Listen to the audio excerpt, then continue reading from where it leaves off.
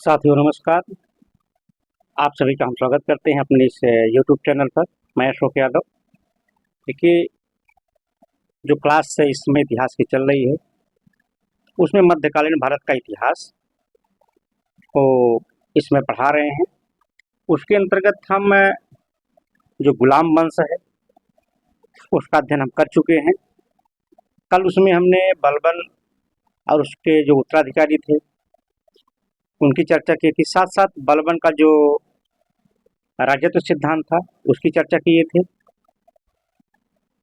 आज की जो क्लास है वह खिलजी वंश से संबंधित है। ठीक है, क्लास शुरू करने से पहले आपसे एक निवेदन करेंगे कि हमारे चैनल को सब्सक्राइब करिए, लाइक कर दीजिए, कमेंट करिए।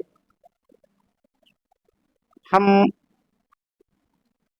आपसे कहेंगे कि जितने लोग इस चैनल को देखते हैं तो कम से कम उनसे निवेदन है कि लाइक जरूर कर दिया करें। उसमें कुछ जाता नहीं है आपका। देखते तो बहुत सारे लोग हैं, लेकिन जो लाइक करते हैं, कमेंट करते हैं, वो ना के बराबर होता है। इसीलिए आपसे निवेदन है, अगर आपके लिए हम फ्री में सब कुछ पढ़ा रहे हैं तो आपका नैतिक कर्तव्य बनता है कि आप भी लाइक कमेंट कर दिया करिए। तो हाँ, इससे हमारा भी उत्साह बढ़ेगा। तो आपको सारा नोट्स ऐसे ही हम तो पढ़ाएंगे ही, लेकिन इतना हमारा जरूर सहयोग करिए। तो देखिए, इसमें जो आज की क्लास है वह खिलजी वंश से संबंधित है। खिलजी वंश की आज शुरुआत करेंगे। तो इसके अंतर्गत आज हम पढ़ेंगे कि जो खिलजी वंश है उसकी स्थापना कैसे हुई, उसके संस्थापक कौन है। उसके बाद देखेंगे कि खिलजी क्रांति क्या है, उसका अध्ययन करेंगे। फिर जाकर के हम देखेंगे जलालुद्दीन फिरोज शाह खिलजी, उनके विषय में हम अध्ययन करेंगे। तो चलिए पहले शुरू करते हैं खिलजी वंश। पहले अध्ययन करेंगे इस खिलजी वंश का। ठीक है, अब यहाँ पे देखिए खिलजी वंश का जो समय है, पूरे खिलजी वंश का जो समय है वह है 1290 से लेकर के 1320 ईस्वी। कितना है? 1290 से लेकर 1320 ईस्वी। ठीक है, अब आगे देखिए खिलजी वंश के अगर संस्थापक की बात की जाए तो खिलजी वंश का जो संस्थापक है उनका नाम है जलालुद्दीन खिलजी। क्या नाम है?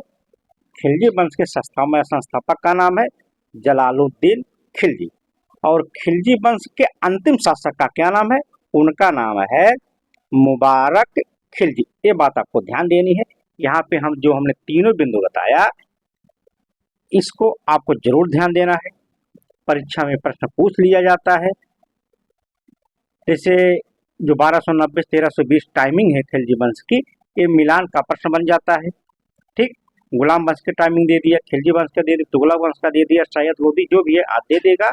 उसमें आपको यहाँ पे समझना है जो खिलजी वंश की टाइमिंग है, समय है, वो 1290 से लेकर के 1320 ईस्वी।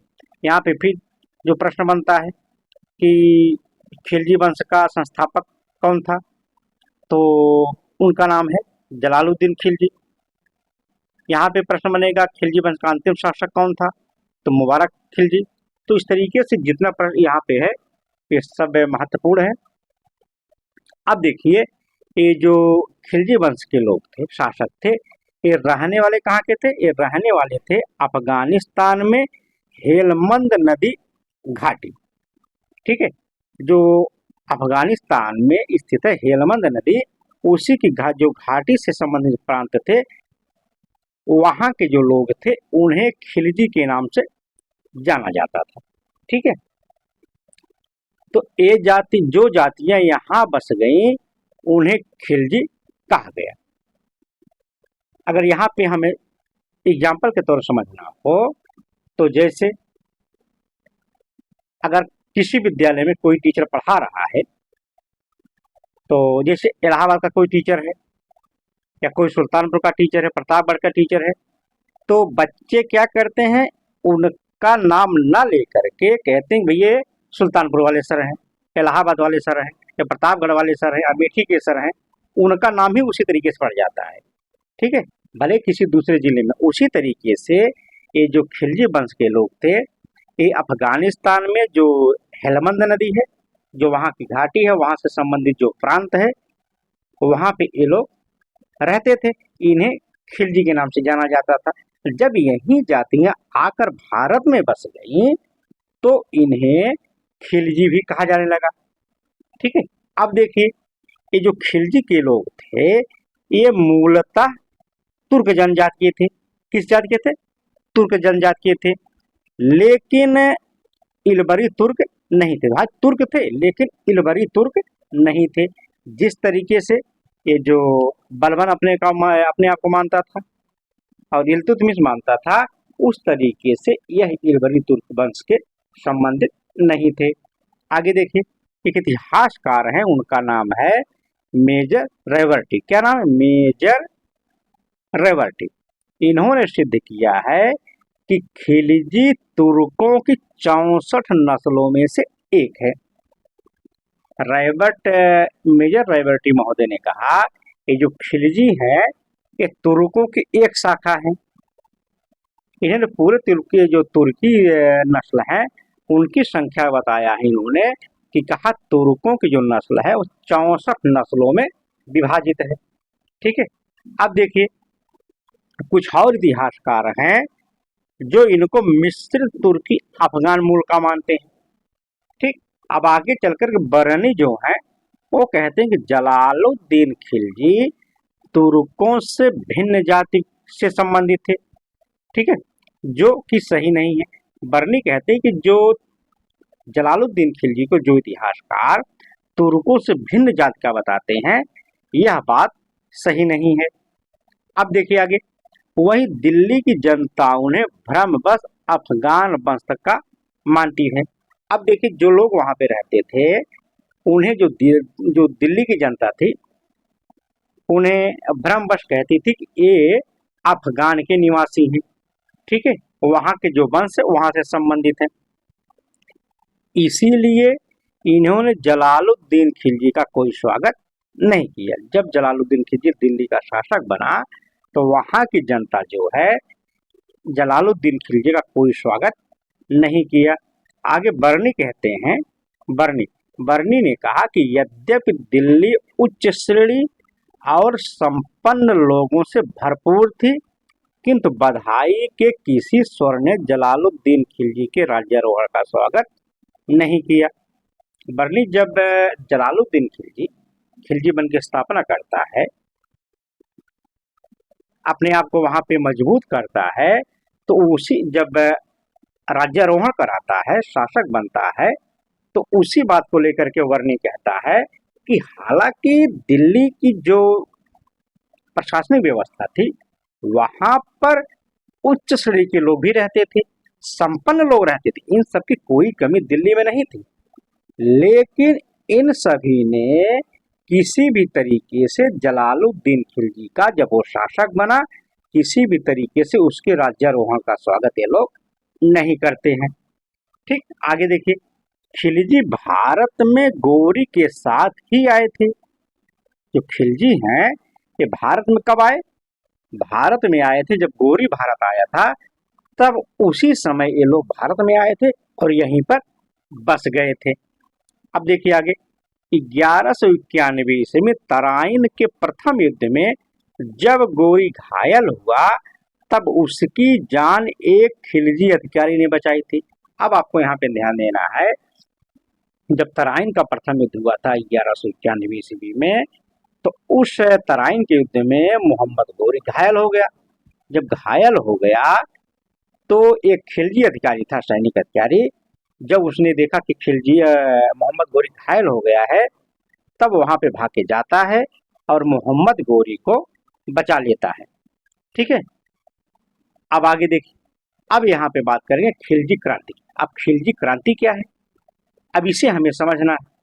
ठीक है, अब यहाँ पे देखिए खिलजी क्रांति, पहला बिंदु यहाँ पे है खिलजी क्रांति। खिलजी क्रांति ने यह बता दिया कि सत्ता शक्ति के बल पर प्राप्त की जाती है, न कि अमीर एवं उलेमा वर्ग के समर्थन पर। खिलजी शासकों की सत्ता मुख्यतः शक्ति पर आधारित थी। अब ये आपको यहाँ देखना है कि जो खिलजी क्रांति है, जब जलालुद्दीन खिलजी शासन सत्ता प्राप्त करता है, उन सब से यह प्रतीत हो जाता है कि अगर आपको सत्ता पाना है, शासक बनना है, आपको शक्तिशाली होना जरूरी होगा।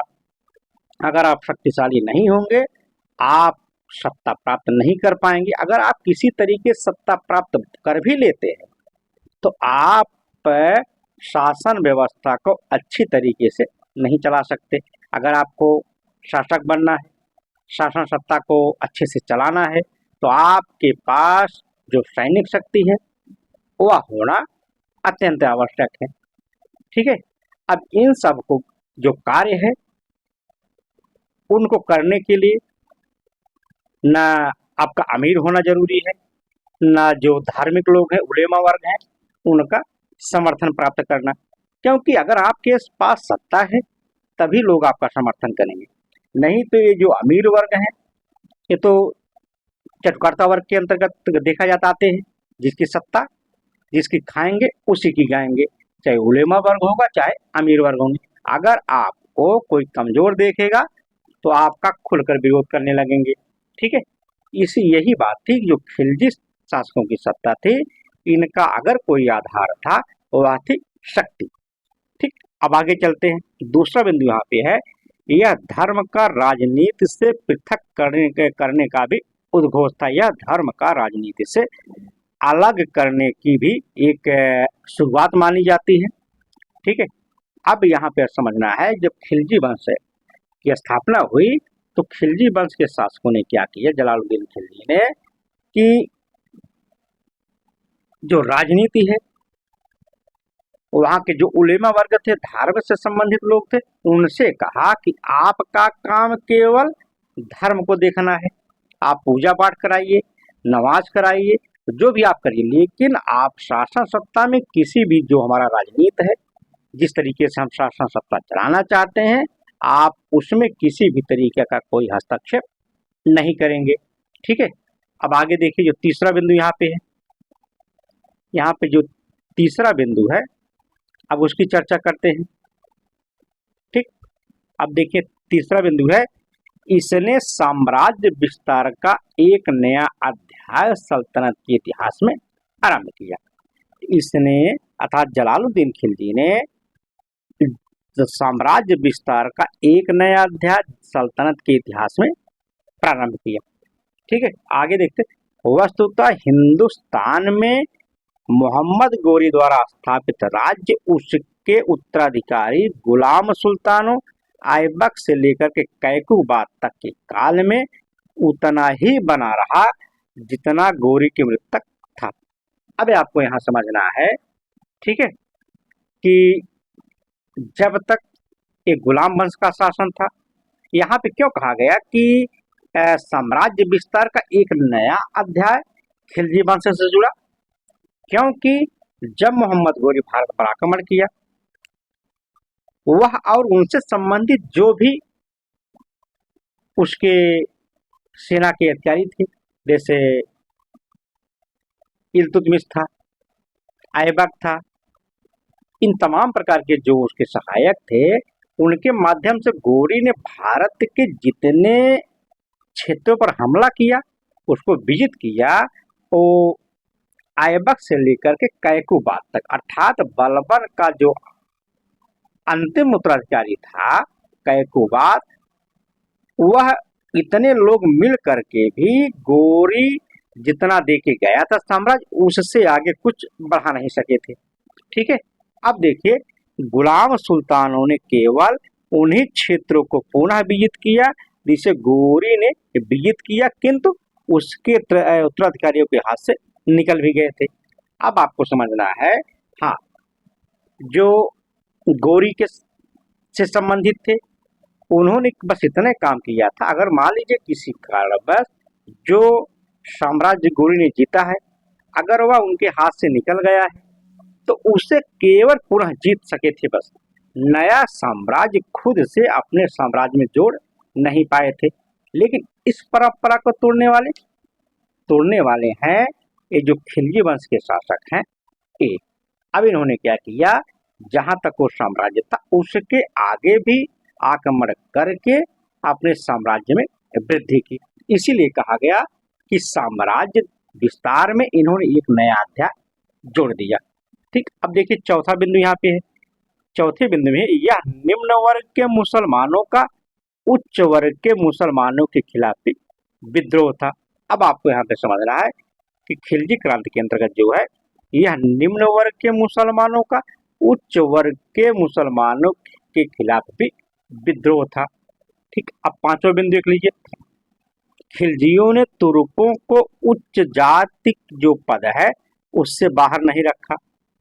जो खिलजी वंश के शासक थे उन्होंने तुर्कों को उच्च पदों से बाहर नहीं रखा, अर्थात उनको भी उन पदों पर बनाए रखा। ठीक है, लेकिन प्रशासन में तुर्कों को एकाधिकार को अवश्य तोड़ दिया। ठीक है, अब जैसे जो उच्च वर्ग के लोग हैं जो पहले से शासन सत्ता में बने हुए हैं विभिन्न पद ऊंचे पदों पर, उनको हटाया नहीं, लेकिन उनके जो प्रशासनिक अधिकार हैं जो एक तरफा फैसला लेते हैं उन अधिकारों को उसने सीमित कर दिया। ठीक है, यहाँ पे जो अभी हमने बताया जो चौथा वर्ग है इन्होंने इसमें यही है कि जो खिलजी वंश के लोग हैं इन निम्न जातियों के संबंधित थे। ठीक है, अब इनका जो उच्च वर्ग के मुसलमान वर्ग हैं इनके खिलाफ भी एक तरीके से विद्रोह है।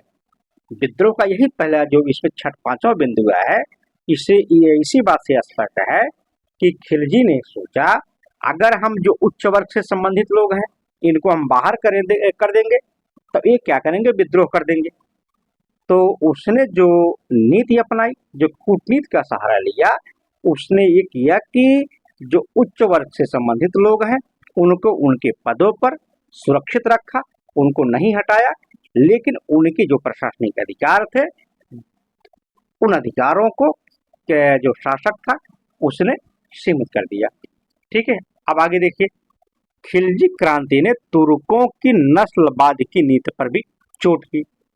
अब खिलजी वंश एक और महत्वपूर्ण कार्य करता है। जो पहले जो तुर्क थे वो कहते थे कि हमारी जो नस्ल है तुर्कों की ये सर्वश्रेष्ठ है। इस नीति की जो बुनियाद पर टिका था पहले, जैसे बलबन कहता था, जैसे पीछे हमने पिछले भाग अध्याय में वो हमने पढ़ा था क्लास में कि जैसे बलबन कहा करता था अगर हम किसी निम्न कुल के व्यक्ति को देखते हैं, किसी गरीब व्यक्ति को देखते हैं, तो देखने के बाद हमारी जो भाव भंगिमा है वो पूरी तरीके से बदल जाती है। हमारी भाव भंगिमा ऐसे बदल जाती है, अब गुस्से में पूरी तरीके से लाल हो जाता है और उसका जो हाथ है वह जो तलवार उस पर चली जाती है, मारने के लिए तैयार हो जाता है। अब नफरत इतनी ज्यादा थी। इसी पर वार करता है खिलजी क्रांति, जो खिलजी वंश के शासक थे। इसे कहा गया कि जो तुर्कों की नस्लवाद है, इसी पर जाकर के खिलजी क्रांति जो शासक थे उसने वार किया। अब आगे देखिए। उन्होंने भारतीय मुसलमानों को भी बड़े पदों पर जाने की परंपरा आरंभ की। अब यहाँ पे देखिए, अगर खिलजी वंश के शासक तुर्कों की नस्लवाद पर चोट करते हैं, उस परंपरा को तोड़ देते हैं, तो उन्होंने आगे क्या किया, जो भारत से संबंधित मुसलमान हैं, जो भारतीय मुसलमान हैं, उनको ला करके उस बड़े पदों पर स्थापित कर देता है। अर्थात जो बड़े बड़े पद हैं भारतीय मुसलमानों को प्रदान शुरू कर देता है। यह जो परंपरा है भारतीय मुसलमानों को बड़े पदों पर रखने की, इसकी शुरुआत करने वाला कौन था, जो खिलजी वंश के शासक थे वही थे। ठीक है, इसीलिए कहा जाता है कि क्रांति क्या है, क्रांति जो है किसी भी व्यवस्था में जब एक का एक परिवर्तन आ जाए उसे कहा जाता है क्रांति। ध्यान दीजिए, क्रांति अगर हम बात करें, क्रांति का जो अर्थ होता है, जो क्रांति की परिभाषा होती है, आप थोड़े से शब्दों में समझ लीजिए। क्रांति का मतलब ये होता है जब किसी व्यवस्था में एकाएक आमूल चूक ढंग से परिवर्तन हो जाए उसे कहा जाता है क्रांति। अब जैसे यहाँ पे हमने जो 4 बिंदुओं को हमने देखा, ठीक है, ऊपर जो 5वें की चर्चा कर रहे हैं, इसमें सब कुछ आपको दिखाई दे रहा है। ठीक है, अब अगर सब कुछ दिखाई दे रहा है तो इस देखिए जो दूसरा बिंदु है अब इसमें क्या होगा आपको, इसमें आपको समझना है अब तक जो धर्म राजनीति पर हावी था, एक खिलजी वंश के जो शासक थे, इन्होंने ये पूरी तरीके से एकाएक धर्म को राजनीति से अलग कर दिया। ठीक, एक क्रांति मतलब एकाएक परिवर्तन हुआ।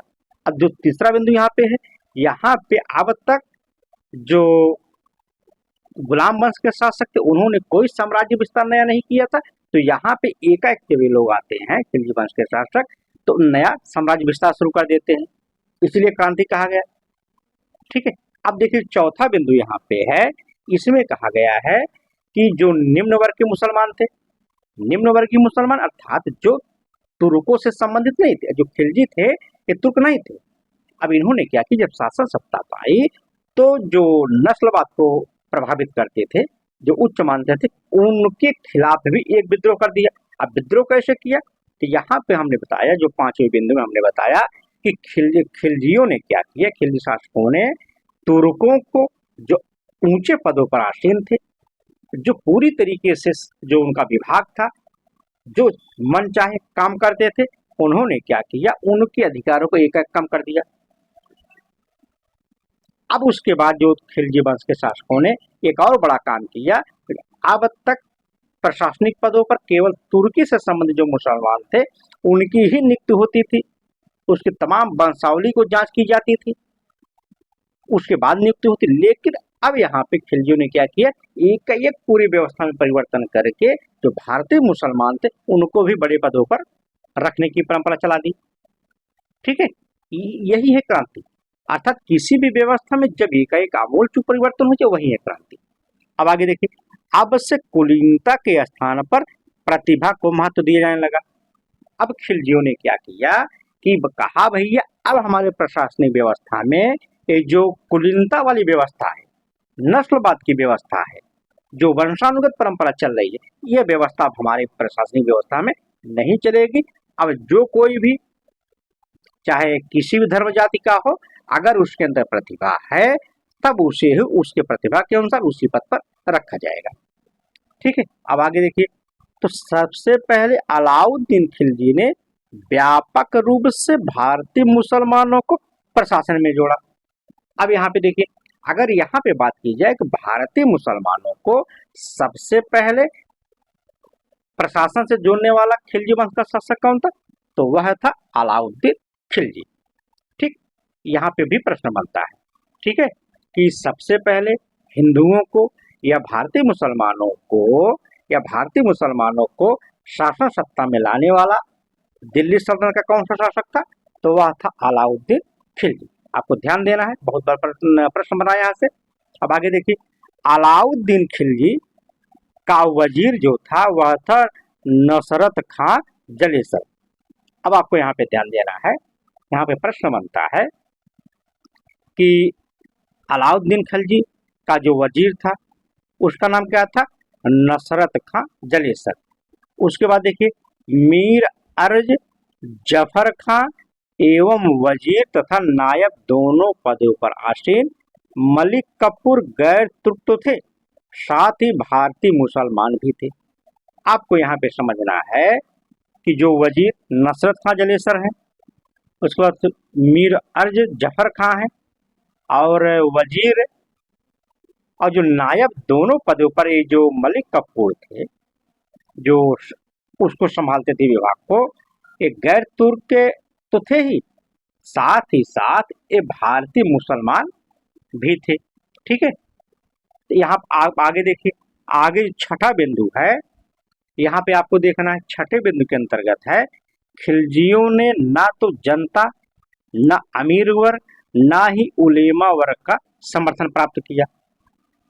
अब आपको यहाँ समझना है, अब तक जितने भी दिल्ली सल्तनत में शासक बने थे गुलाम वंश में, उन सभी जो शासक बने थे वो किसी न किसी के समर्थन से शासक बने थे।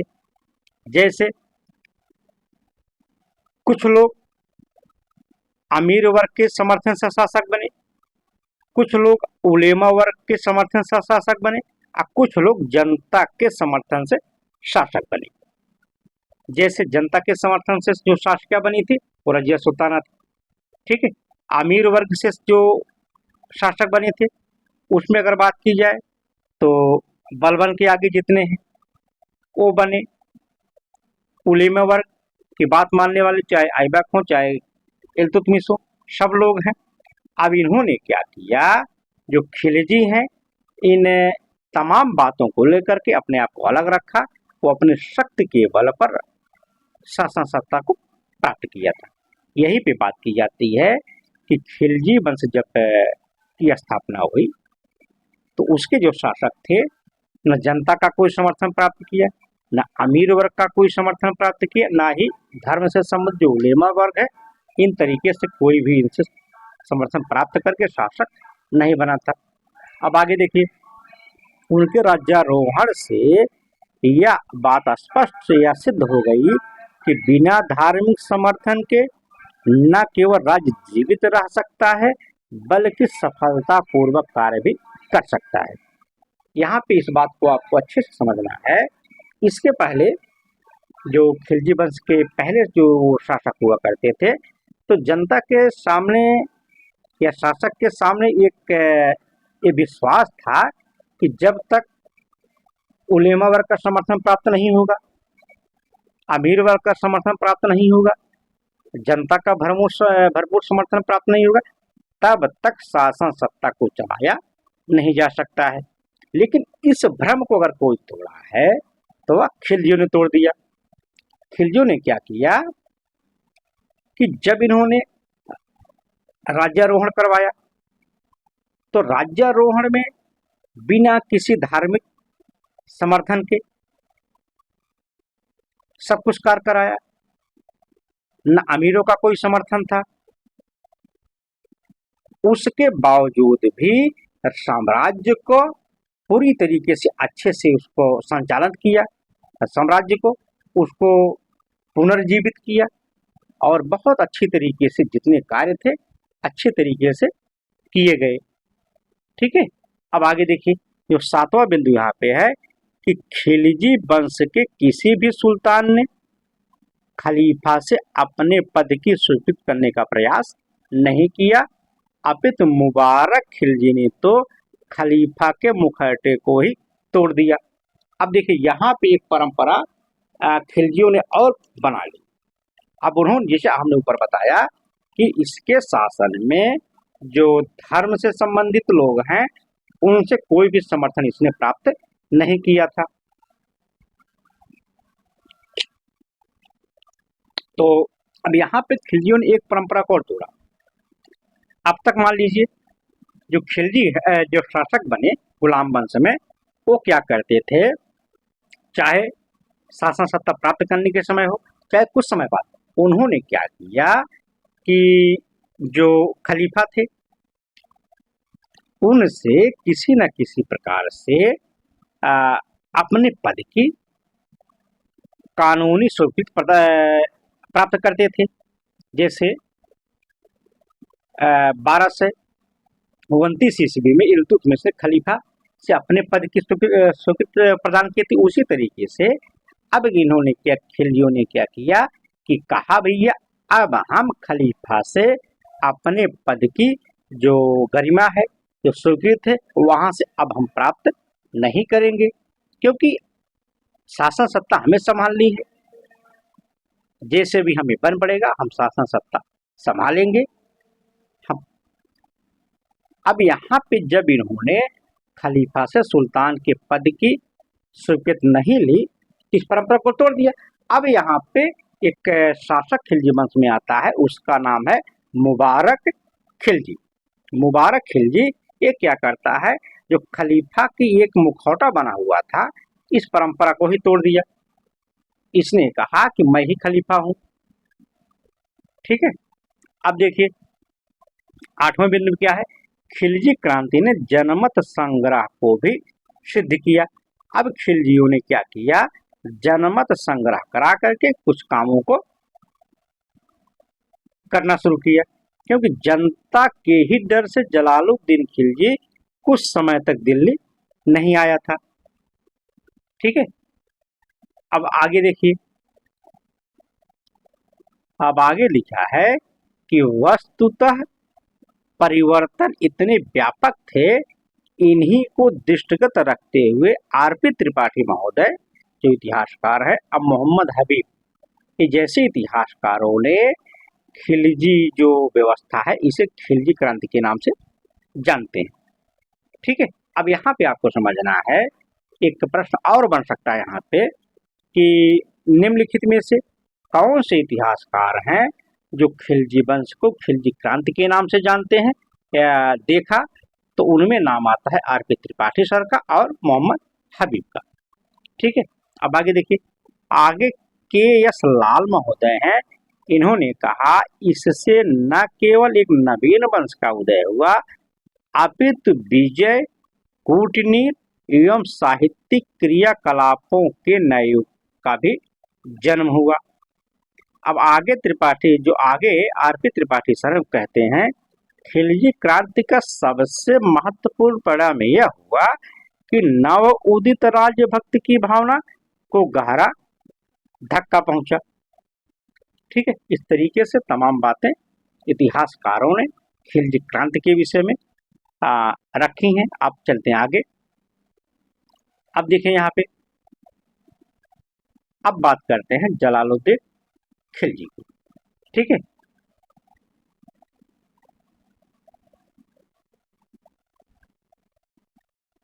अब देखिए, हाँ, अब देखिए जलालुद्दीन फिरोज शाह खिलजी क्या है, जलालुद्दीन फिरोज शाह खिलजी।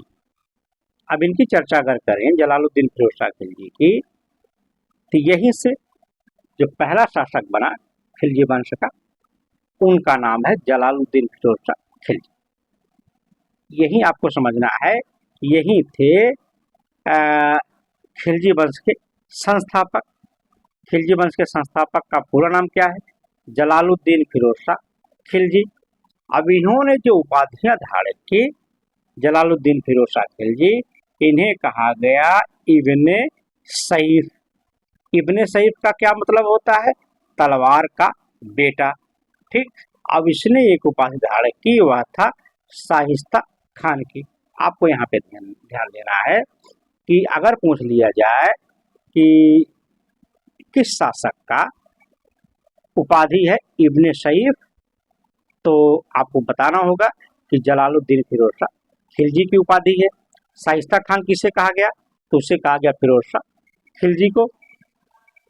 अब देखिए, जलालुद्दीन फिरोज खान खिलजी जब शासन सत्ता प्राप्त करता है, उसने राज्याभिषेक के लिए चला जाता है किलखोरी। किलखोरी का जो महल बना, उसी महल में अपना राज्याभिषेक इसने करवाया था। किसने, जलालुद्दीन फिरोज शाह खिलजी ने। ठीक है, अब जलालुद्दीन फिरोज शाह खिलजी के अगर प्रारंभिक जीवन की बात की जाए, उनकी चर्चा अब हम लोग करते हैं। अब इसमें देखें, मलिक फिरोज खिलजी कबीले का तुर्क था। अब ध्यान दीजिएगा, इसके प्रारंभिक जीवन की बात की जा रही है, किसके, जलालुद्दीन फिरोज शाह खिलजी की। तो यहाँ पे देखिए, मलिक फिरोज जो थे वो खिलजी कबीले का तुर्क था। उसने अपने भाई शिहाबुद्दीन और उसके पुत्र अली गुरसास पे, ठीक है, अली गुरसास पे, ठीक, के साथ अनेक वर्षों तक बलबन की सेवा में रहे। अब यहाँ पे क्या किया है, जो मलिक फिरोज थे, ये इनके एक भाई थे जिनका नाम था शिहाबुद्दीन। ये दोनों लोग, और शिहाबुद्दीन का नहीं, ये जो मलिक फिरोज थे, इनका एक पुत्र है, इनके पुत्र का नाम है अली गुरशस। ये लोग तीनों लोग मिल करके क्या कर रहे थे, ये जो बलबन शासक था उसी के दरबार में ये लोग काम करते थे। अब आगे देखिए, जलालुद्दीन बलबन के सर ए जानदार, जिसे खास तार कहा जाता, उस पद को ये संभालते थे। जो जलालुद्दीन थे, जलालुद्दीन फिरोज शाह खिलजी, ये बलबन जब शासन कर रहा था, तो बलबन ने इसे सर ए जानदार के पद पर नियुक्त किया था। ठीक है, अब देखिए, आगे चलकर कर वह उत्तर पश्चिम सीमाओं का प्रधान रक्षक बना दिया गया।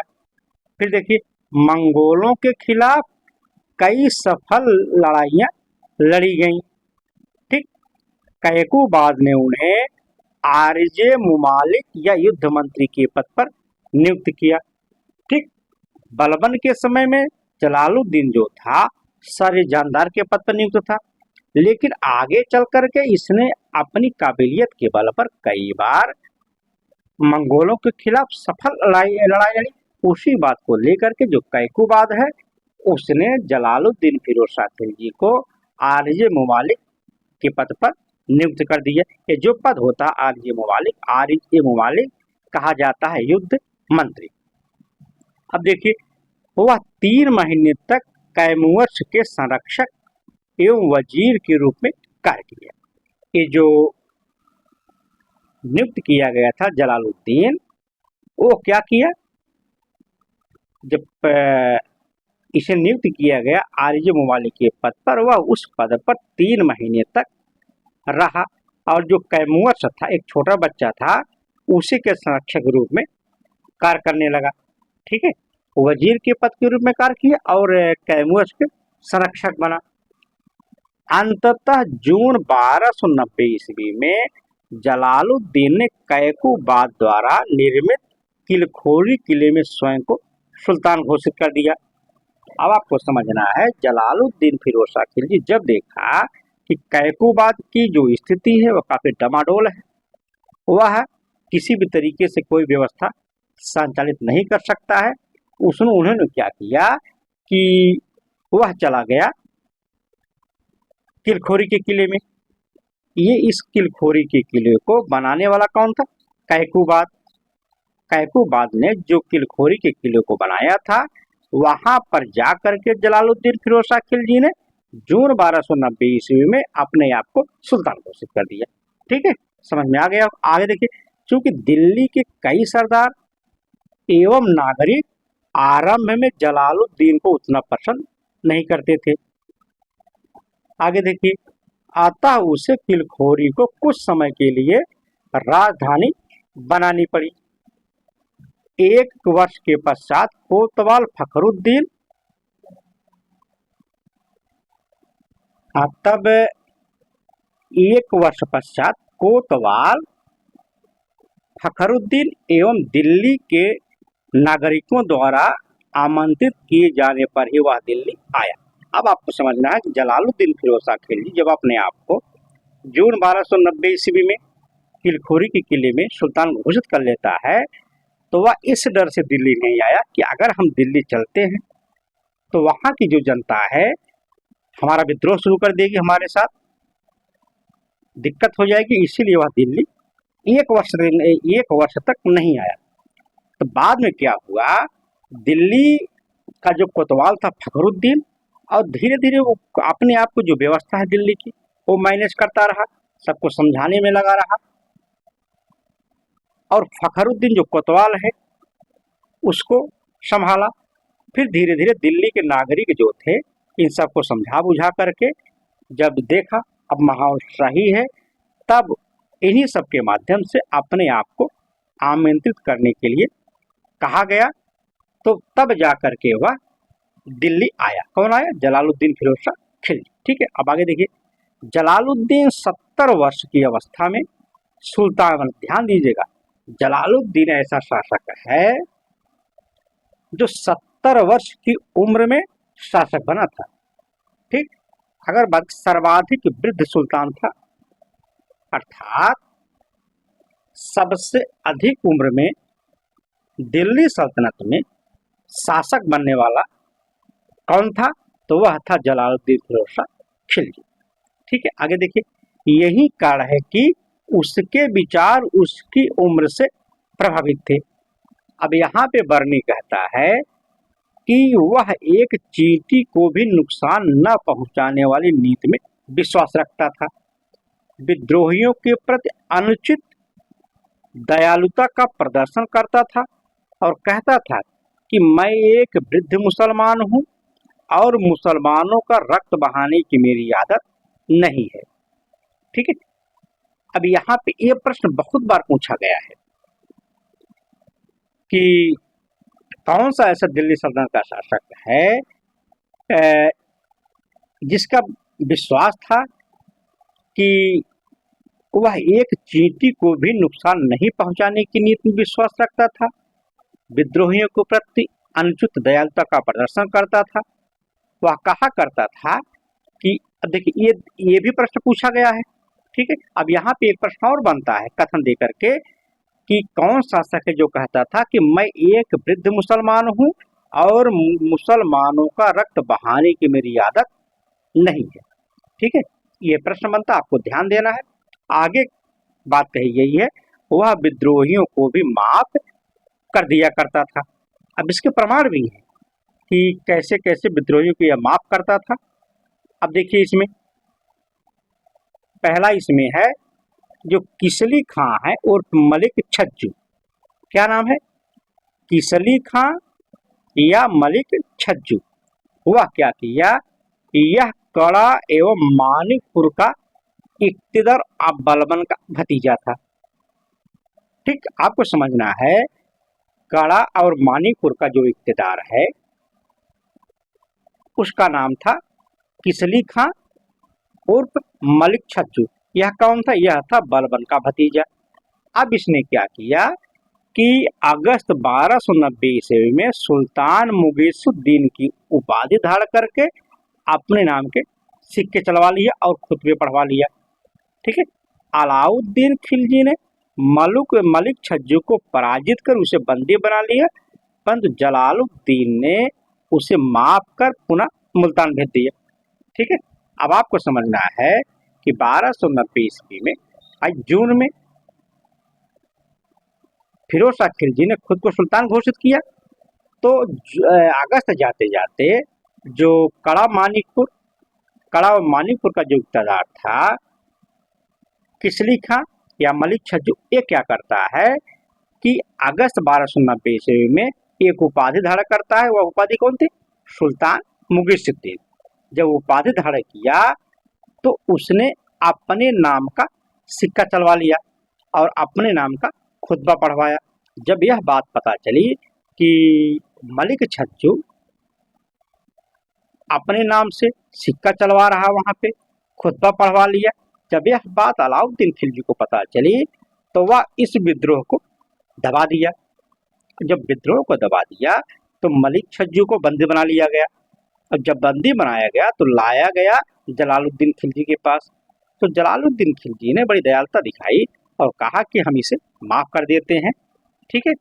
ये बात यहाँ पे। अब देखिए दूसरी बात, अब दूसरे को किसको माफ किया था? ताजुद्दीन कूची को। किसको माफ किया?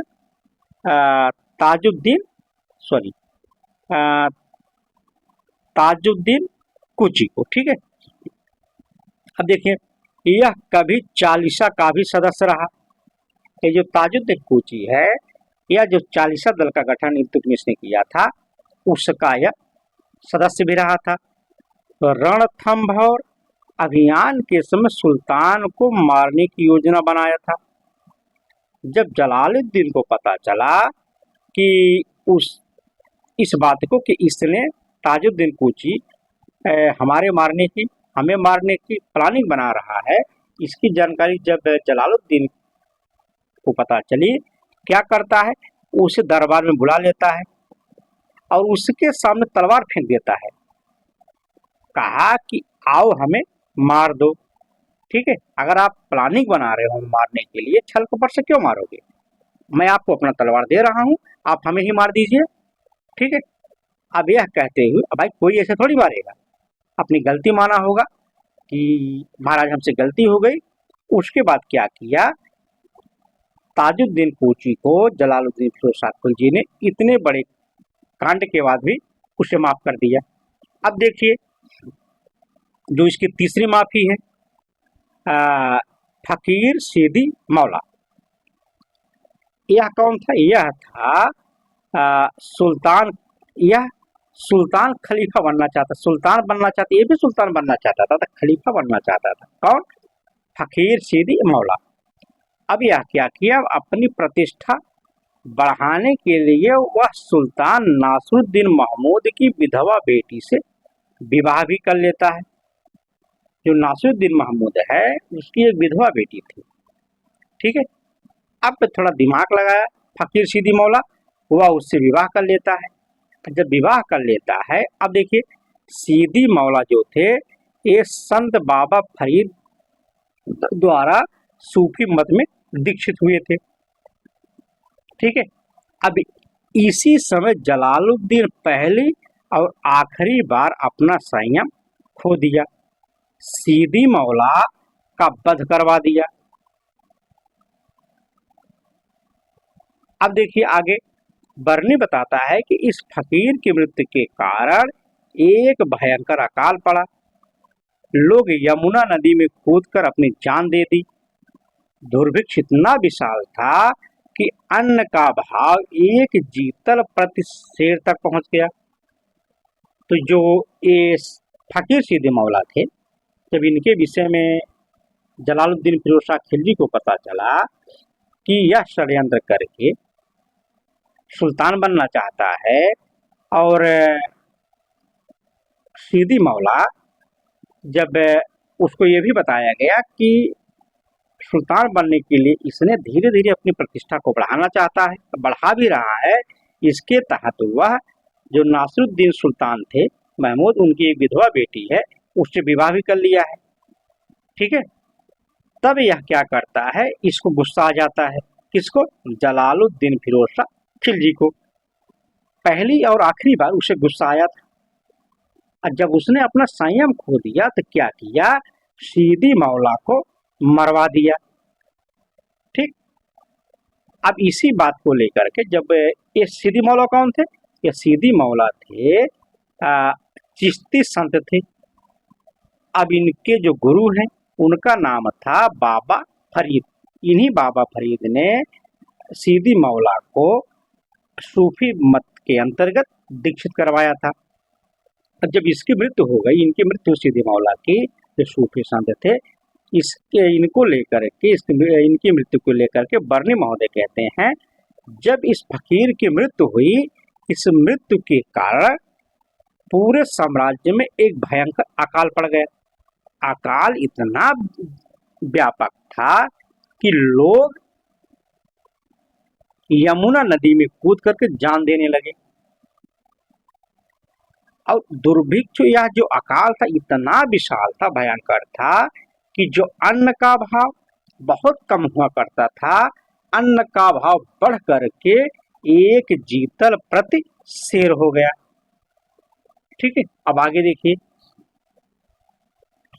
आगे अब लिखा है कि जलालुद्दीन की इन्हीं हरकतों से अजीज आकर के अमीर हाजिब अहमद चप, क्या नाम है, अमीर हाजिब अहमद चप ने सार्वजनिक रूप से सुल्तान की आलोचना की। आपको ध्यान देना है, यहाँ पे भी प्रश्न बनेगा कि कौन ऐसा अमीर था दिल्ली सल्तनत में जो सुल्तान की आलोचना सार्वजनिक रूप से करना शुरू किया। तो उसका नाम था अमीर ए हाजिब अहमद चक। ठीक है, अब देखिए, उसने जलालुद्दीन को जब उसकी आलोचना की, कहा करता था कि राजा को शासन करना चाहिए, शासन के नियमों का पालन करना चाहिए, अन्यथा उन्हें राज्यारोहण त्याग कर संतोष की सांस ले लेनी चाहिए। यह बात जो अमीर हाजिब अहमद चप हैं, यह सार्वजनिक रूप से जलालुद्दीन खिलजी के खिलाफ कहा करते थे। अब देखिए, जलालुद्दीन खिलजी ने स्पष्टता अपनी असमर्थता स्वीकार करते हुए कहा था कि वह अत्याचार एवं रक्त पिपासी नीति अपनाकर शासन नहीं कर सकता है। जलालुद्दीन ने दिल्ली के ठगों एवं चोरों को फिर से चोरी न करने की प्रतिज्ञा दे करके बंगाल भिजवा दिया था। जलालुद्दीन ऐसा शासक, भाई बुढ़ा हो गया था। अब ये क्या किया कि जो चोर डकैत होते थे, जो ठग होते थे, उनको जब पकड़ा जाता था और शासक के सामने, राजा के सामने, जलालुद्दीन के सामने पेश किया जाता था, तो इतना कहता था कि आप लोग इस बात को स्वीकार कर लीजिए, कसम खा लीजिए कि आज के बाद हम किसी तरीके से चोरी ठगी नहीं करेंगे। जब वो लोग स्वीकार कर लेते थे, उनकी बस इतने सजा होती, दिल्ली से बाहर बंगाल भेज दिया जाता था। ठीक है, अब देखिए जलालुद्दीन इतना उदार था कि बलबन के सिंहासन पर बैठने से इनकार कर दिया। ठीक है, इनकार कर दिया। क्यों? क्योंकि मैं उसको अपना सेवक मानता हूं। ठीक है, अब देखिए यहाँ पे आगे लिखा है कि और उसी स्थान पर बैठा जो दरबारियों के लिए निश्चित था।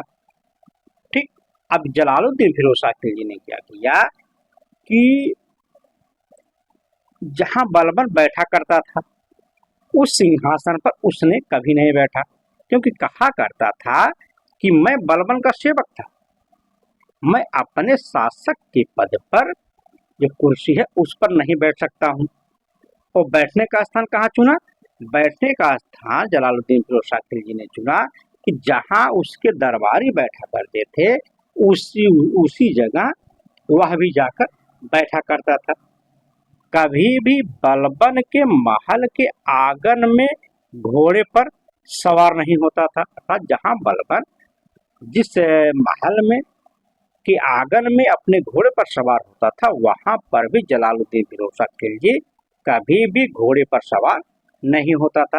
इसी बात को लेकर के प्रोफेसर एस आर शर्मा महोदय ने कहा कि यह जो शासक है जलालुद्दीन फिरोज शाह खिलजी, यह कोमल हृदय वाला सुल्तान है।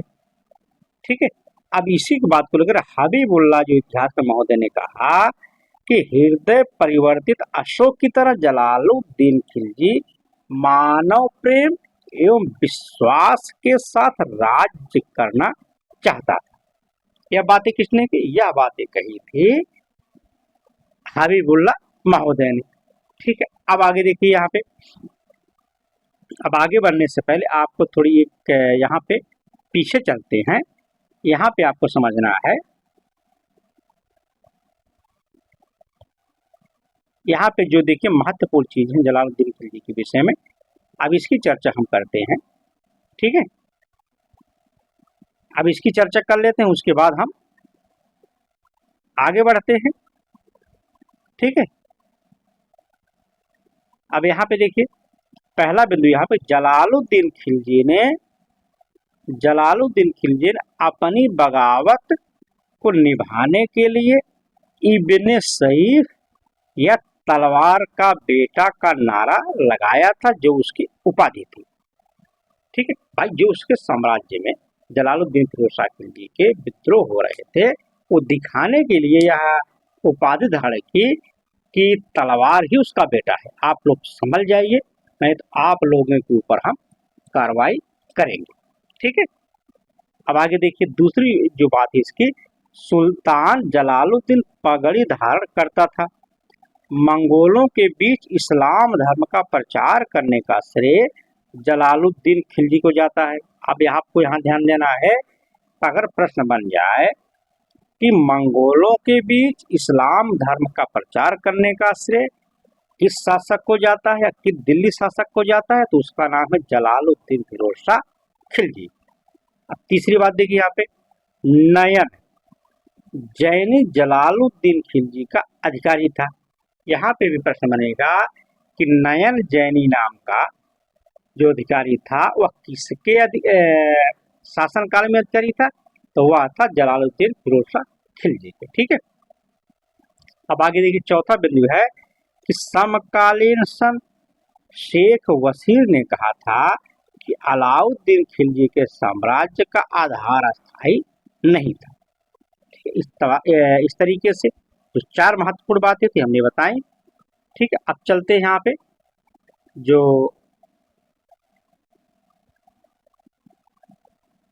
हाँ, अब देखिए यहाँ पे जो बात है उसको देखते हैं।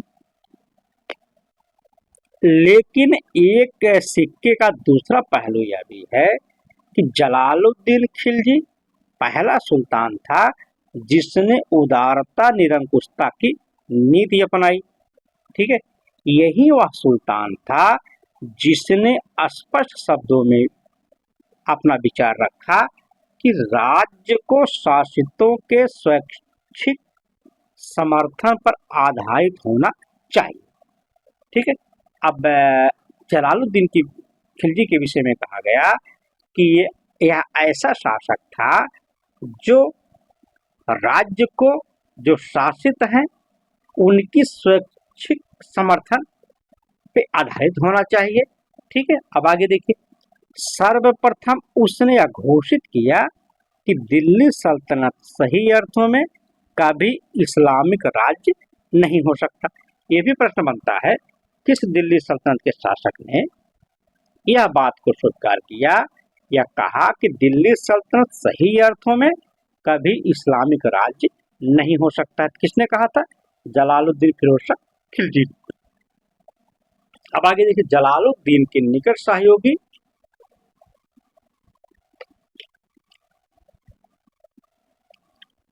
अब यहाँ देखिए, जलालुद्दीन के निकट सहयोगी कौन थे? अहमद चक के साथ बहस करते हुए कहा था कि मैं हिंदुओं द्वारा मूर्ति पूजा करने, अपने धर्म का प्रचार करने, अनुष्ठानों का संपादन करने पर रोक नहीं लगाऊंगा, भले ही हिंदुओं के एक कार्य क्रूर के प्रमाण हैं। अब आपको ध्यान देना है, हिंदुओं की जो धार्मिक परंपरा है उस पर प्रतिबंध न लगाने वाला पहला शासक कौन हुआ? तो वह था जलालुद्दीन फिरोज शाह खिलजी। यह बात किससे कही थी? जो उसका सहयोगी था अहमद चक, उससे इस बातचीत हो रही थी, तो वह बहस करते हुए इस बात को कहा था। आगे देखिए, उन्होंने हिंदुओं को इस्लाम के गढ़ दिल्ली में भी आराम, वैभव एवं प्रतिष्ठित तरीके से जीवन जीने का समर्थन कर दिया। उसने धार्मिक जुलूसों को निकालने, यमुना में मूर्ति विसर्जन करने पर भी रोक नहीं लगाई। ठीक है। कुल मिलाकर हम कह सकते हैं कि आतंक की नीति के जरिए केवल कुछ समय के लिए लोगों के हृदय में सरकार के प्रति भय और सम्मान स्थापित किया जा सकता है, किंतु इसका अर्थ यह हुआ कि सच्चे इस्लाम का त्याग कर देना होगा। तो जलालुद्दीन फिरोज शाह कहता है कि अगर शासन सत्ता को अच्छे से चलाना है तो सभी को मिलकर, चाहे हिंदू हो चाहे मुस्लिम हो, सभी को मिलजुल करके रहना होगा, तभी अच्छे से शासन सत्ता चलाया जा सकता है। अगर हम जलालुद्दीन फिरोज शाह खिलजी कहता है कि आतंक की नीति अपना करके, लोगों को डरा धमका करके केवल कुछ समय के लिए शासन व्यवस्था को अच्छे से बनाया जा सकता है, किसी के प्रति डरा करके उससे अपने लिए सम्मान प्राप्त किया जा सकता है, प्रेम प्राप्त किया जा सकता है। यह प्रक्रिया केवल कुछ समय के लिए होगी। अगर लंबे समय तक शासन करना है तो आपको सभी लोगों, चाहे हिंदू हो चाहे मुसलमान हो, सभी को साथ लेकर चलना होगा। ठीक है। यही बात सच्चे इस्लाम का समर्थन करता है। अब आगे देखिए, अपने मत पर वह इतना सुदृढ़ था, उसने कह दिया कि मैं अपने संबंधियों में से किसी के लिए जो इस अनुमानुष नरसंहार करने वाले राजत्व के बदले उसकी मानवता बदलना चाहे, वह स्थान रिक्त कर सकता है। अब यहाँ पे फिरोज शाह खिलजी कहता है कि अगर हमारे कोई भी संबंधी, चाहे वह हमारा कोई खास हो चाहे अधिकारी हो, अगर वह यह चाहे कि लोगों पर अत्याचार करके, लोगों को डरा धमका करके शासन व्यवस्था को चलाया जा सकता है, तो कृपा करके वह अपने पद को छोड़कर यहाँ से जा सकता है। अगर आपको हमारे साथ काम करना है, तो जो अधिकारी हैं उनको हमारे अनुसार अच्छे से सबसे साथ मिलजुल करके कार्य करना होगा। ठीक, अन्यथा वह अपने पद को छोड़ करके खुशी खुशी जा सकते हैं। अब आगे देखिए, यहाँ पे दिया है कि जलालुद्दीन द्वारा की गई नई नियुक्तियां। जलालुद्दीन के लिए शासक बनता है, कुछ नई नियुक्तियों को करता है। अब उसमें कौन कौन सी नियुक्तियां देखिए, इसने ख्वाजा खातिर को, ये ख्वाजा खातिर है, उनको वजीर के पद पर नियुक्त किया। ठीक है। अब छोटे भाई या गुरुश खां को आरिजे मुमालिक के पद पर नियुक्त किया। अहमद जो चक थे उनको आमिर ए हाजिब के पद पर नियुक्त किया। इसने अपने बड़े पुत्र को खान खाना के पद पर नियुक्त किया। जो दूसरा इनका पुत्र था अरकली खां, और जो तीसरे पुत्र थे कदर खां की उपाधि दे दी। अब आगे देखिए, जलालुद्दीन खिलजी को दिल्ली लखनऊती के बीच फैले हुए जंगल को साफ कराने तथा तो डाकुओं और लुटेरों से उसकी रक्षा करने का श्रेय दिया जाता है। इन तमाम प्रकार की जो अच्छी बातें उसने की, यहाँ पे हमने चर्चा की। अब आगे देखिए, अब बात करते हैं रणथंभौर के अभियान की। किसकी? इसने जो जलालुद्दीन में अभियान किया था रणथंभौर के, और तमाम प्रकार के अभियान उसने किए। अब उसकी ये चर्चा हम करते जाएंगे। देखिए, पहला अभियान इसने किया वह था 1290 ईस्वी में रणथंभौर का अभियान। किसने किया था? जलालुद्दीन फिरोज शाह खिलजी ने। जलालुद्दीन फिरोज शाह खिलजी ने पहला अभियान कब और कहाँ किया? तो पहला अभियान किया था 1290 ईस्वी में रणथंभौर पर। ठीक है। अब रणथंभौर जब अभियान किया तो वहां का शासक था हमीर देव। ठीक, तो जलालुद्दीन ने यहाँ पर झेन या झायन का किला जीत लेता है। कौन सा किला जीतता है? वह जीतता है झैन का किला।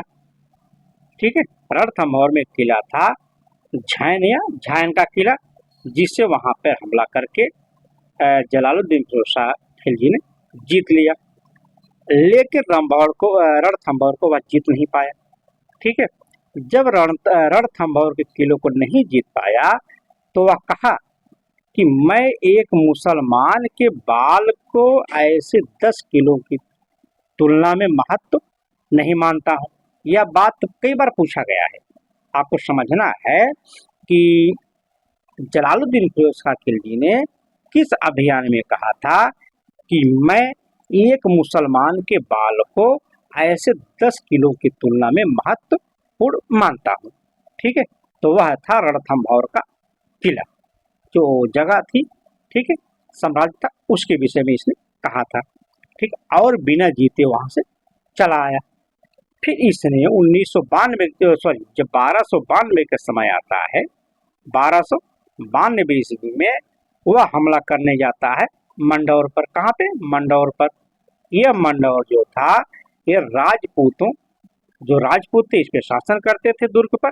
इस दुर्ग को, मंडौर के दुर्ग को 1292 ईस्वी में जलालुद्दीन फिरोज शाह खिलजी ने जीत लिया था। अब आगे देखिए, मंगोल। अब मंगोल की बात करते हैं। मंगोल अब्दुल्ला 1292 ईस्वी में मंगोल अब्दुल्ला ने पंजाब पर हमला कर दिया। जलालुद्दीन फिरोज शाह खिलजी के समय में आक्रमण करने वाला मंगोल नेता कौन था? तो उसका नाम था अब्दुल्ला। हमला कब किया? 1292 ईस्वी में। ठीक है, अब देखिए, मंगोल अब्दुल्ला ने कहाँ पे हमला किया? तो पंजाब पर आक्रमण कर दिया। ठीक, आगे देखिए, अब्दुल्ला हलाकू का पौत्र था। ये अब्दुल्ला कौन था? मंगोल अब्दुल्ला था हलाकू का पौत्र। यह ईरान में स्थापित मंगोल शासक जो शाखा था इलखानों का यह अंतिम आंकड़ा था। आपको समझना है कि जो मंगोल आक्रमणकारी था यह इसका अंतिम आक्रमण माना जाता है। आगे देखिए, जलालुद्दीन ने अब्दुल्ला से भेंट की और उससे पुत्र कहा करके संबोधित किया। यह भी प्रश्न बनता है कि जलालुद्दीन फिरोज खिलजी ने किस मंगोल आक्रमणकारी को पुत्र कहा के संबोधित किया, तो किया था अब्दुल्ला को। ठीक है, अभी देखिए, इसी समय चंगेज खान के एक अन्य वंशज उलगू ने 4,000 मंगोलों को लेकर के इस्लाम धर्म स्वीकार कर लिया। ठीक है, यही नवीन मुसलमान कहलाए।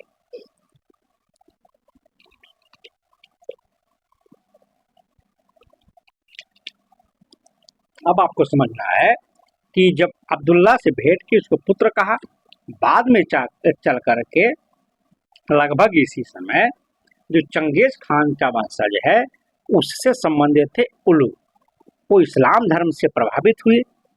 तो उन्होंने क्या किया, उलुग खां स्वयं और अपने 4,000 मंगोल जो उसके समर्थक थे उनसे मिल करके इस्लाम धर्म को ये लोग स्वीकार कर लेते हैं। जब यही मंगोल इस्लाम धर्म स्वीकार कर लेते हैं तो इन्हें कहा गया नवीन मुसलमान। ठीक, जलालुद्दीन खिलजी ने इन नवीन मुसलमानों को दिल्ली में जिस जगह बसाया उसे कहा गया मुगलपुरा। क्या कहा गया, मुगलपुरा। आगे देखिए, अगला जो आक्रमण इसका था वह था भीलसा। कहाँ था, भीलसा 1292 ईस्वी में। ठीक है, 1292 ईस्वी में काड़ा एवं मानिकपुर के इख्तियार अलाउद्दीन खिलजी ने मालवा में भीलसा की लूट की। जलालुद्दीन इस लूट से प्रसन्न हुआ और अलाउद्दीन को अवध की इख्तियारी दे दी। इसी समय अलाउद्दीन को अर्ज-ए मुमालिक बना दिया गया। अब आपको ध्यान देना है, जलालुद्दीन खिलजी जो है उसके शासनकाल में अलाउद्दीन खिलजी एक इख्तियार था। वह कहाँ का इख्तियार था, वह था कड़ा एवं मानिकपुर का इख्तियार। यह जाकर के मालवा में भीलसा को लूट लिया। जब वहां से अलाउद्दीन खिलजी बहुत सारा धन लेकर के आया तो जो सुल्तान था जलालुद्दीन फिरोज शाह तो काफी खुश हो गया। जब खुश होकर के अलाउद्दीन खिलजी को कहा, भैया अब तुम अवध की इख्तियारी भी ले लो। उसे कड़ा और मानिकपुर के अलावा अवध की इख्तियारी भी दे दी गई और साथ ही साथ जलालुद्दीन खिलजी ने अलाउद्दीन खिलजी को आरिज-ए-मुमालिक का पद भी बना दे दिया। अब आगे देखिए, अब बात करते हैं देवगिरी के यादव शासक रामचंद्र देव की। ठीक है, देवगिरी का शासक रामचंद्र देव। अब देखिए, अलाउद्दीन खिलजी को देवगिरी के विषय में अगर जानकारी कहीं मिली तो भीलसा के अभियान के समय मिली थी। भाई, सबसे पहले अलाउद्दीन खिलजी को अगर जानकारी मिली कि देवगिरी नाम का एक साम्राज्य है जहां जो पूरा धन संपन्न राज्य है, वहां का शासक है रामचंद्र देव जो कि यादव वंश से संबंधित है। इसी की जानकारी अगर कहीं मिली तो वह थी भीलसा अभियान के समय। ठीक है, अब देखिए, उसने सुल्तान से चंदेरी पर या जो चंदेरी है देवगिरी, ठीक है, चंदेरी पर आक्रमण करने की अनुमति मांगी। ध्यान दीजिएगा, सुल्तान जब भीलसा में जानकारी प्राप्त किया कि देवगिरी एक धन संपन्न साम्राज्य है तो सुल्तान से एक बहाना बनाया कि महाराज हमें चंदेरी पर आक्रमण करना है। ठीक है, तो साम्राज्य और सम्राट ने कहा ठीक है आप चंदेरी पर आक्रमण कर सकते हैं, लेकिन अलाउद्दीन खिलजी चंदेरी पर आक्रमण न करके वह देवगिरी पर आक्रमण करने के लिए चला गया। उसने देवगिरी पर आक्रमण करने से पूर्व बरनी के चाचा थे अलाउ मुल्क, उनको अपना नायब नियुक्त कर दिया। अब आपको समझना है यह अभियान उसने कड़ा मानिकपुर और अवध के इक़्तिदार की हैसियत से किया था, ठीक है, और चोरी से भी किया। उसने यह अफवाह फैला दिया कि वह दिल्ली का असंतुष्ट सरदार है जो तेलंगाना राज्य में नौकरी के लिए जा रहा है। ध्यान दीजिए, जब अलाउद्दीन खिलजी देवगिरी पर आक्रमण करने के लिए जा रहा था तो उसने एक कूटनीति का सहारा लिया। अब उसने या जब वहां पे जा रहा था तो एक भ्रम फैला दिया कि हम कहीं पे आक्रमण करने के लिए नहीं जा रहे हैं, बल्कि हम जो हैं वो कड़ा मानिकपुर अवध के हम इक़्तिदार हैं जो दिल्ली साम्राज्य से, जो हमारे शासक हैं, हम उनसे असंतुष्ट हैं। अब हम वहाँ पर किसी प्रकार की कोई प्रशासनिक व्यवस्था नहीं देखेंगे। अब हमें एक नौकरी चाहिए और नौकरी करने के लिए, नौकरी मांगने के लिए वह तेलंगाना राज्य को जा रहा है। अगर वहाँ नौकरी मिल जाएगी ठीक है। इस बात को लेकर के ये तमाम प्रकार की जो अफवाह थी वह इसने फैला दिया, ठीक है। अब देखिए यहाँ पे वह 8,000 की सेना लेकर के दक्षिण के सतपुड़ा पर्वत पर स्थित लासवा दर्रे, जिसे कहा जाता है लासुड़ा, को पार करता है, ठीक है।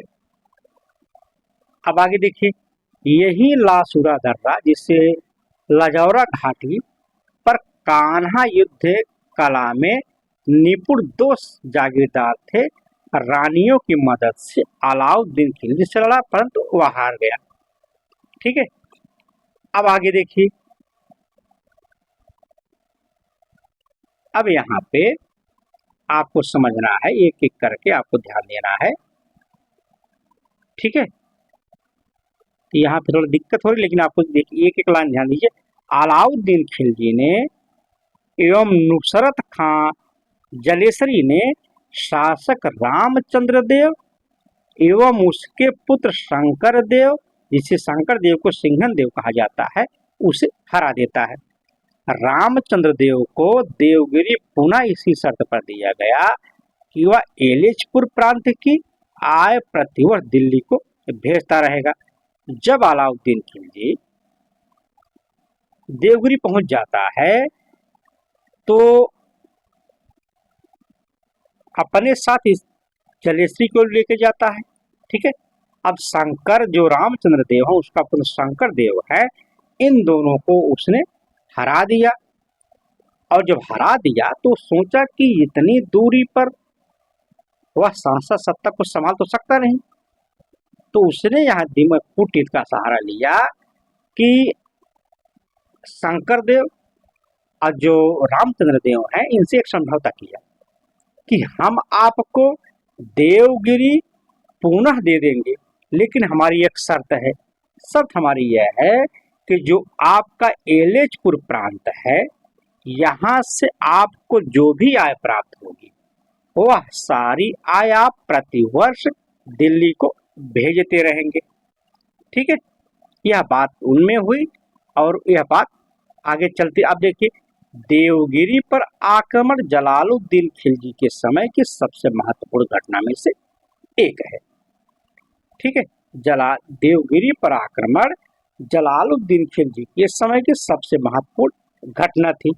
अब इसी बात को लेकर के डॉक्टर यश राय महोदय ने कहा कि अलाउद्दीन ने दिल्ली को देवगिरी में ही जीता था, क्योंकि यह दक्षिण का सोना ही था जिसने अलाउद्दीन के सिंहासन पर बैठने का मार्ग प्रशस्त कर दिया।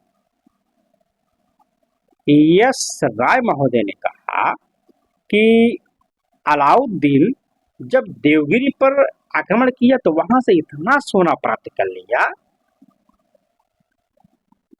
कि उस धन से वह कुछ भी कर सकता था।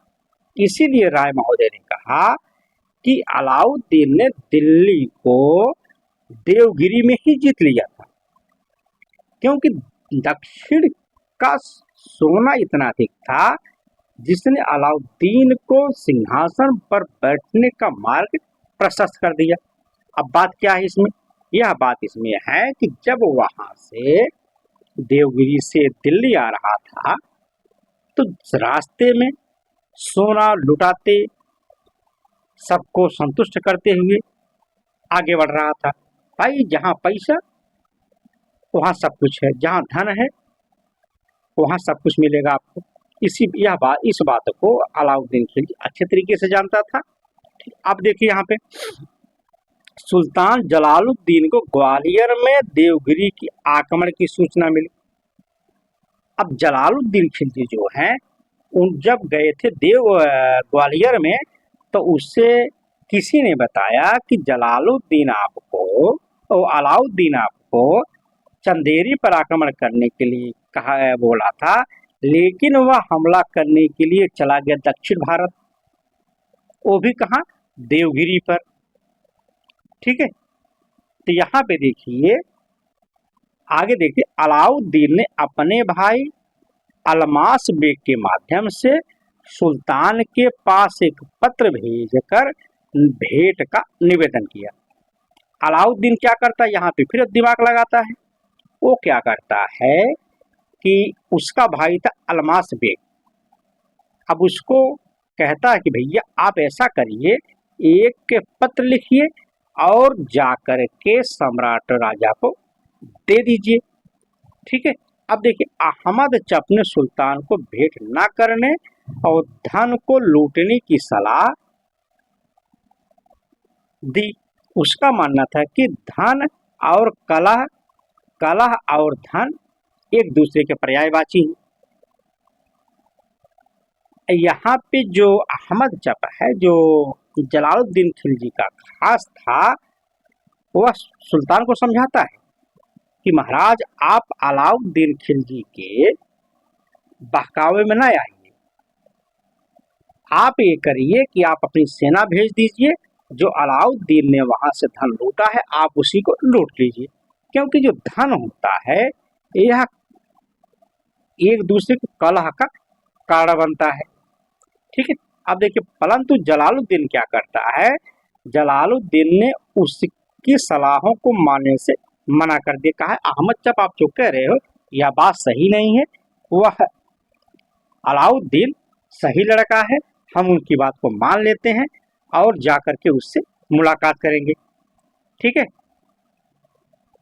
अब देखिए अब यहाँ पे आपको देखना है कि सुल्तान कड़ा में गंगा नदी के तट पर 20 जुलाई 1296 ईस्वी में अलाउद्दीन से मिलता है। यहाँ पे आपको इस टाइमिंग को ध्यान देना है कि जलालुद्दीन खिलजी और अलाउद्दीन खिलजी की जब मुलाकात हुई तो वह हुई थी कड़ा में गंगा नदी के तट पर 20 जुलाई 1296 ईस्वी को। ठीक है, तो परंतु इसी समय सलीम ने सुल्तान पर हमला कर दिया। जो अलाउद्दीन खिलजी है उसने सलीम नामक व्यक्ति को इस तरीके से सेट किया था कि जब हम उनसे मुलाकात करेंगे तब तुम जाकर के सुल्तान पर हमला कर देना। जब सलीम उस पर हमला कर देता है तो सरदार सुल्तान क्या करता है, सुल्तान के साथ एक और है इख्तियारुद्दीन हुद और सलीम, दोनों ने मिलकर के सुल्तान जलालुद्दीन का सिर काट लिया। अर्थात यहाँ पे समझें सलीम जो है वह सुल्तान पर हमला करता है और इख्तियारुद्दीन हुद क्या करता है, सुल्तान जलालुद्दीन का सर तलवार से काट देता है। ठीक है, आगे देखिए मलिक फखरुद्दीन को छोड़ करके सुल्तान ने उसके सभी साथियों को मार दिया। ठीक भाई, जो काम जिस तरीके से जलालुद्दीन खिलजी ने, फिरोज शाह खिलजी ने बलबन के बेटे कैमुअस जो था उसको कपड़े में लपेट करके यमुना नदी में फेंकवा दिया था, उसे मरवा करके शासक बना, उसी तरीके का एक काम करता है अलाउद्दीन खिलजी। अलाउद्दीन खिलजी ने अपने जो चाचा हैं उनको इख्तियारुद्दीन हुद के माध्यम से मरवा देता है, और क्या करता है कि जलालुद्दीन खिलजी से संबंधित जो उनके साथी थे सबको मरवा दिया। केवल एक आदमी को छोड़ा था जिनका नाम था मलिक फखरुद्दीन। ठीक, इसी बात को लेकर के बर्नी कहता है कि शहीद सुल्तान के कटे हुए मस्तक से अभी रक्त टपक ही रहा था कि कड़ा में अलाउद्दीन ने सर्वप्रथम स्वयं को सुल्तान घोषित कर दिया। यहाँ पे प्रश्न बनता है कि अलाउद्दीन खिलजी ने अपने आप को सुल्तान कहाँ पे घोषित किया था? तो कड़ा में, जो कड़ा नामक स्थान है वहाँ पे अलाउद्दीन खिलजी ने स्वयं को सुल्तान घोषित कर दिया। ठीक है, अब देखिए बर्नी लिखता है कि अलाउद्दीन अपने इस पोषक जलालुद्दीन की हत्या के प्रतिफल से नहीं बचा। भाग्य ने आगे चल करके उसकी राह में एक विश्वासघाती मलिक कफूर को बैठा दिया, जिसके द्वारा उसके परिवार का संहार हुआ। आगे बर्नी कहता है कि प्रत्येक मंजिल पर वहां से स्वर्ण मुद्राओं को बिखेरते हुए दिल्ली पहुंचा। वह बलिष्ठता से स्वर्ण मुद्राओं को बिखेरता था, जिससे जनता उसके विश्वासघात और कृतज्ञता को भूल गई। भाई जब वहां से देवगिरी से अलाउद्दीन खिलजी बहुत सारा धन लूट के आया और सुल्तान को, जलालुद्दीन फिरोज शाह खिलजी को धोखे से मरवा दिया, तो भाई जनता में एक अलग तरीके से अलाउद्दीन खिलजी के प्रति एक विश्वासघात की बात फैल गई। क्या विश्वासघाती है, क्या धोखेबाज है, इस पर विश्वास नहीं किया जा सकता। इस बात को अलाउद्दीन खिलजी समझ गया। वो अब जो धन लाया था वह अब क्या किया कि जहां पहुंचता वहां पे जो स्वर्ण मुद्राएं थी उसको बिखेरता चला गया। जब सोने के सिक्के जनता को मिलते वह खुश हो जाती, वह अलाउद्दीन खिलजी का बखान करने लगती। इस तरीके से अलाउद्दीन खिलजी लोगों को धन बांट करके, स्वर्ण मुद्राएं बांट करके, जो उसके प्रति गलत रवैया विचार रखते थे, धीरे धीरे सबको जनता भूल गई।